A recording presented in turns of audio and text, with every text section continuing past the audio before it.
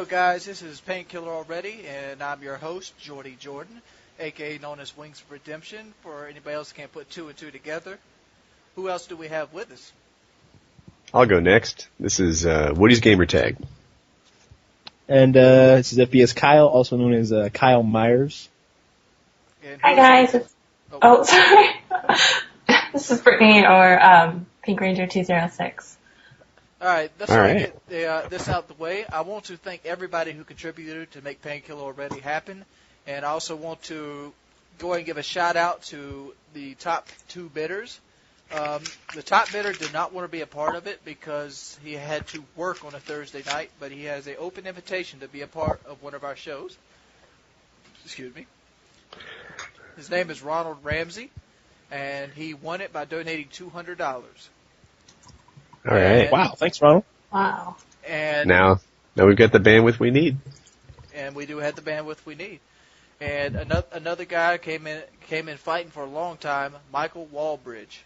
I also want to thank you for support. We also have the income tax guy. These guys all donated big money, and we didn't end up using all of it. But I'll probably have a contest or buy something to have another giveaway to go along with the controller, or something like the controller giveaway I'm doing on my personal site right now. All right. So I have a first topic. Okay. I was thinking, hey, you know what? This should be our first topic we cover ever, and because it's the first thing people brought up when Gentleman's Choice came online. Are we copying host migration? Kyle, go. All right, here's the deal. I know that this is sort of a small. The Call of Duty gaming community is kind of on YouTube. That is, it's kind of a small, kind of closed community.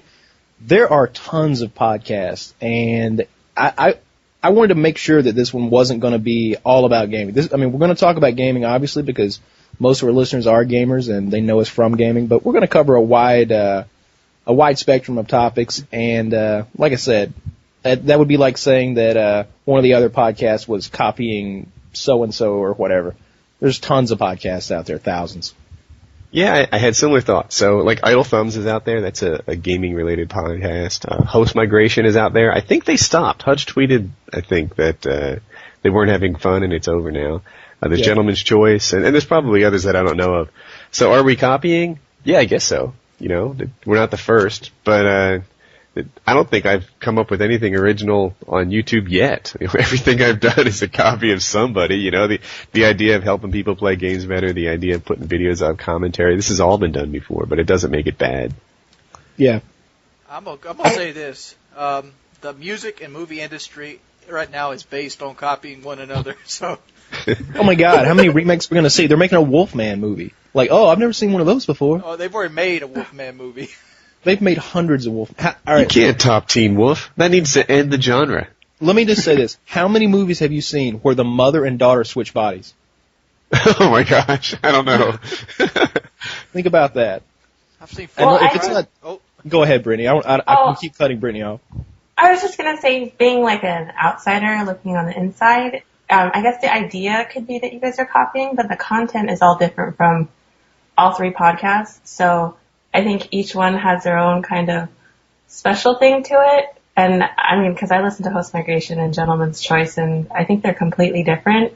Just the personalities and who you have, like, on there. So I guess you could say you're copying, but in a way, everybody kind of copies everybody in some way or another, especially on YouTube. So, I don't know, that's just my 2 cents.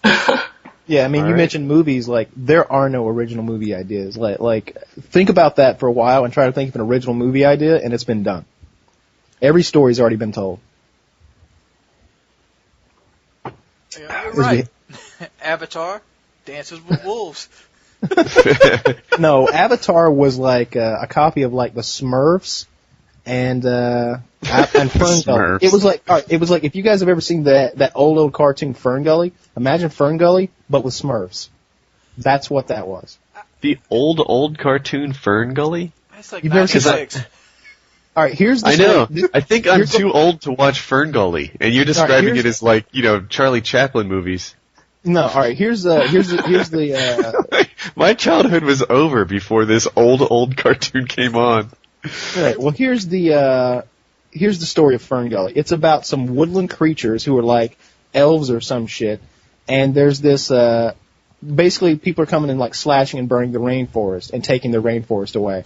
And like, it's the same story. And then, even in Fern Gully, you have, one of the humans is like turned into one of the elves, and he lives with them and realizes that the elves are defenseless, and the slashing and burning should stop, and on and on. It's the exact same thing. It's Fern Gully with Smurfs. All right. I'm gonna go one better. I see it more as Dances with Wolves. I think that Kevin Costner all over it. Because Dances with Wolves is one of the greatest movies of all time, by the way. Well, Avatar is the greatest movie of all time, box office wise. but you look at it, you know, you have Kevin Costner. He gets isolated. He's got the Indians, and then the cavalry troop comes in, kills the Indians, and then Kevin Costner doesn't like that, so he goes back against them and sides with the Indians and beats the Unions. Same thing happens in Avatar. You know, you're convincing me. Hey, Dances with Wolves. So when I saw this movie for the first time, I was like a teenager, and my friend's mother was a kindergarten teacher. And I don't know if you know many kindergarten teachers, but a lot of them get sort of wrapped up in that how you talk to 5-year-olds thing and never leave it. And she's there forever. She used to pull my ears when I misbehaved. She called me her sweet dumpling, and that was just like her whole thing. Her whole like life revolved around kindergartners. And I showed her Dancing with Wolves. I was like, you gotta check out this movie. It was really good. I saw it, etc. I had no idea how nasty that movie was until I watched it with a kindergarten teacher. There were people dying. There was blood all over the place. They were having sex. Like, I was totally desensitized to it. And she was traumatized by it. And there's my Dances with Wolves story. I hope that's not true what you said about kindergarten teachers, because my mom's a kindergarten teacher, and she calls me an asshole all the time. Poor kid.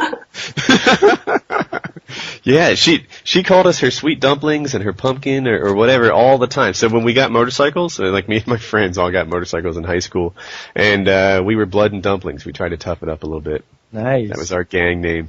Do you have a like Blood and Dumpling tattoo? I wish. You know, that'd still be badass. I think I understand all this niceness that you put out now. Yeah. Because my kindergarten teacher turned out to be an alcoholic and lost her job.